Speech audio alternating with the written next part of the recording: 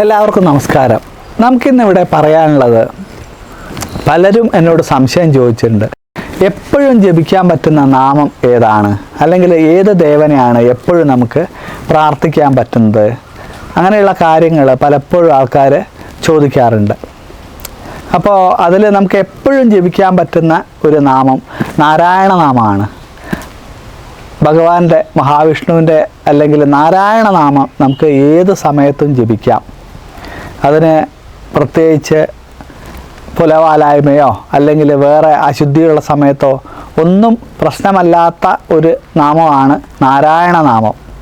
അതുമാത്രമല്ല, വൈഷ്ണവമായിട്ടുള്ള നാമങ്ങൾ ജപിച്ചു കഴിഞ്ഞാൽ മോക്ഷപ്രാപ്തി ഉണ്ടാവുമെന്നാണ് പറയുക. അത് നമ്മളുടെ തലമുറകൾക്ക് വരെ അതിൻ്റെ ഒരു അനുഗ്രഹം വന്നു ചേരുകയും വരും തലമുറയ്ക്ക് വരെ അതുകൊണ്ട് ഗുണമുണ്ടാവുകയും ചെയ്യും. അപ്പം വൈഷ്ണവമായിട്ടുള്ള നാമങ്ങൾ അല്ലെങ്കിൽ നാരായണ നാമം നമുക്ക് ഏത് സമയത്തും ജപിക്കാം, ഏത് അശുദ്ധിയുള്ള സമയത്തും ജപിക്കാം, പുലവാലായ്മയുള്ള സമയത്തും ജപിക്കാം. എപ്പോഴും ജപിക്കാൻ പറ്റുന്ന ഒരു നാമമാണ് നാരായണ നാമം. അത് നമുക്ക് എപ്പോഴും ജപിക്കാം. ജപിച്ചു കഴിഞ്ഞാൽ ഏറ്റവും ഗുണമുള്ള ഒരു നാമവും കൂടെയാണ് നാരായണ നാമം.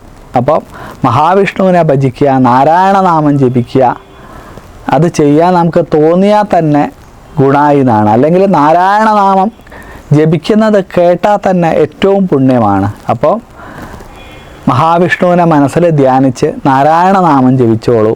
അത് സർവ്വ ഐശ്വര്യവും വന്നു ചേരും. നമ്മളുടെ വരും തലമുറയ്ക്ക് വരെ അത് ഗുണമായിട്ട് വരികയും പിന്നെ എല്ലാവിധ അഭിവൃദ്ധി ഐശ്വര്യവും നമ്മളെ കുടുംബത്തിലേക്ക് വന്നു ചേരുകയും ചെയ്യും.